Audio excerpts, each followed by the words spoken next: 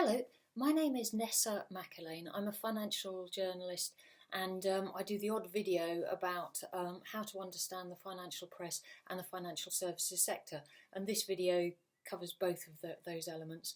So, as the sun dawns today over the United Kingdom, the Financial Times was leading with a particular story, which was a rather unusual story for it to be leading on, because it was a story about the employment market in the United States.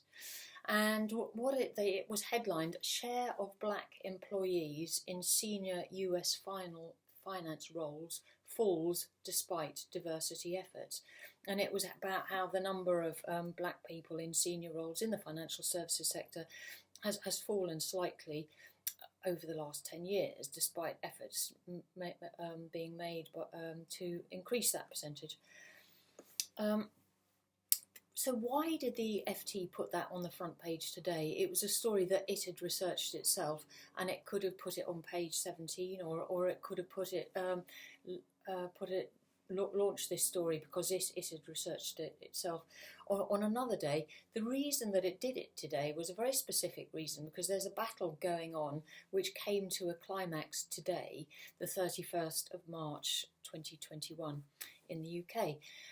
The battle is about whether the UK is institutionally racist, and if it is, what should be done about it. And it's also about, if the UK is institutionally racist, what about other countries as well?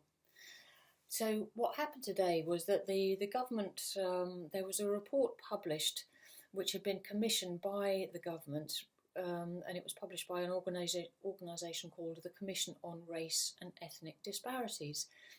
And many people, especially black people, will be surprised at the conclusion which it came to, which is that the UK should be regarded as a model for other white majority countries.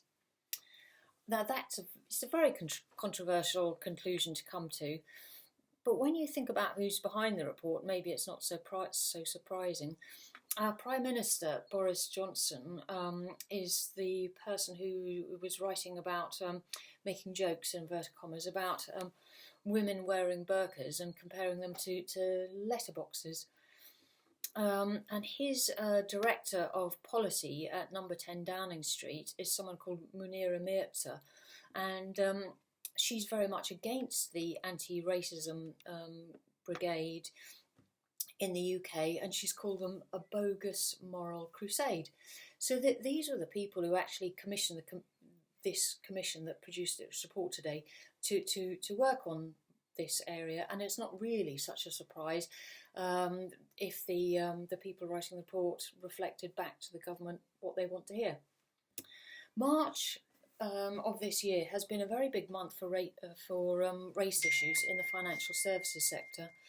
On the 17th of March, the new CEO of the Financial Conduct Authority, that's the regulator, the Financial Conduct Authority, a man called Nikhil Rathi, produced a very important speech in which he said that diversity and inclusivity would become a regulatory issue in the United Kingdom.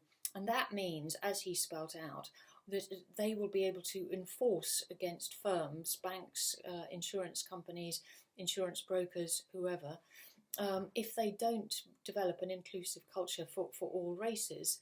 And this could mean fines, and it would also mean publicity, negative publicity for these firms.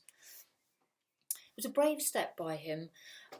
He was followed a week later by some comments from his boss. Now, his immediate boss, is Andrew Bailey, who is the Governor of the Bank of England.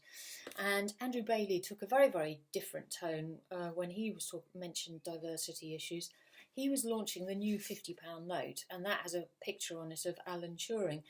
Alan Turing being famous for the work that he did on code breaking in the Second World War, and also nowadays being famous for having been gay and being persecuted for being gay.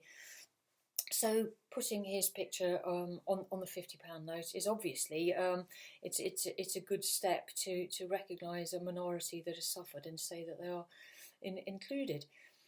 But it was only at the end of his media question and answer session, which went on for 11 minutes, that Bailey ever mentioned the wider issue of diversity, which could include race and ethnicity, for instance. And that was only in response to a question from a journalist. And he said at that stage, there is a framework for ensuring that we do, over time, have a diverse range of people on banknotes.